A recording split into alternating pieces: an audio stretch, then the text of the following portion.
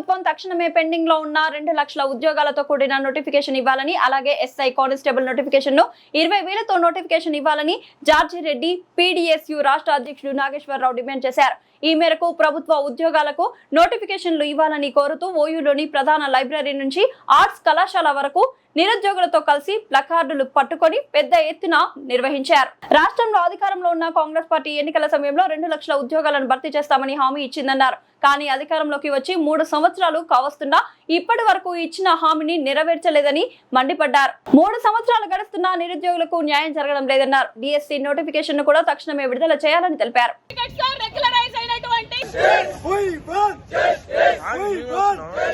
ప్రకటించాలి 2 లక్షల ఉద్యోగాలను వెంటనే నోటిఫికేషన్ ఇవ్వాలి, వాటికి కొత్తగా నోటిఫికేషన్ ఇవ్వాలి. విద్యార్థి నిరుద్యోగుల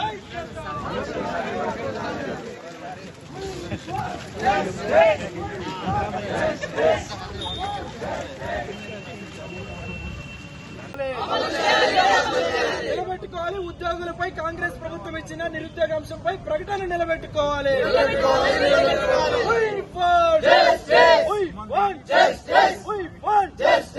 చేయాలి. DSC నోటిఫికేషన్ విడుదల చేయాలి. నోటిఫికేషన్ వెంటనే విడుదల చేయాలి. 2 లక్షల ఉద్యోగాల నోటిఫికేషన్ వెంటనే రిలీజ్ చేయాలి. DSC నోటిఫికేషన్ రిలీజ్ చేయాలి. DSC నోటిఫికేషన్ రిలీజ్ చేయాలి. రద్దు చేయాలి. 2023లో అక్రమంగా రెగ్యులరైజ్ అయిన DLJL పాలిటెక్నిక్ లెక్చరర్ పోస్టులను రద్దు చేయాలి.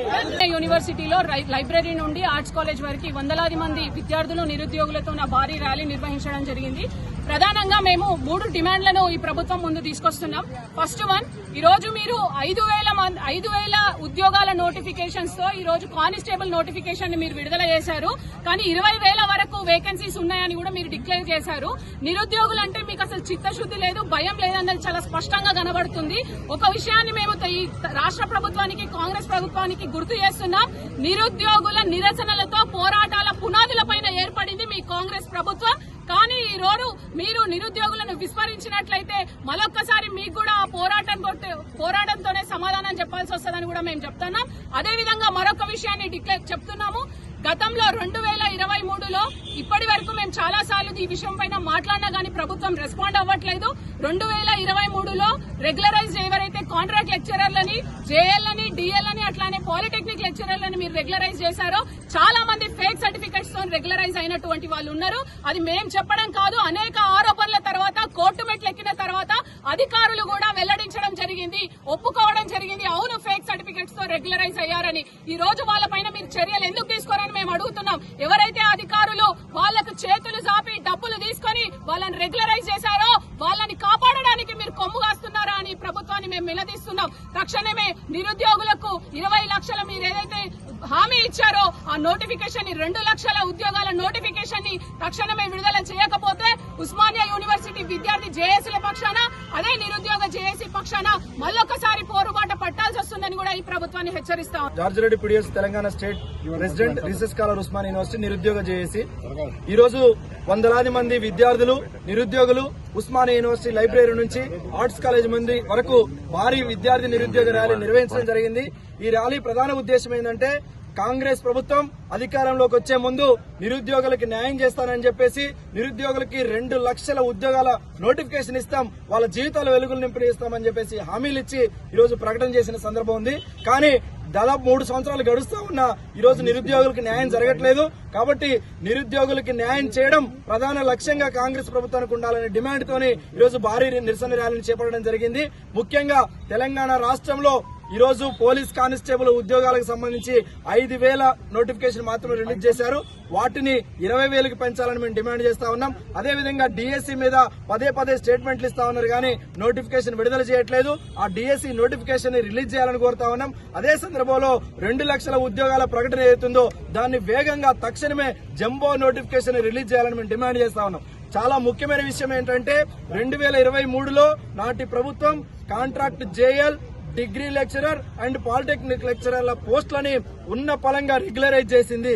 దీనివల్ల సుమారు 5,500 మంది అక్రమ పద్ధతుల్లో ఫేక్ సర్టిఫికెట్స్ తో దొంగ తప్పుడు ధృవీకరణ పత్రాలతో రెగ్యులరైజ్ అయ్యే సందర్భాలు ఉన్నాయి. కాబట్టి వాటన్నిటి మీద సమగ్ర విచారణ చేయాలి.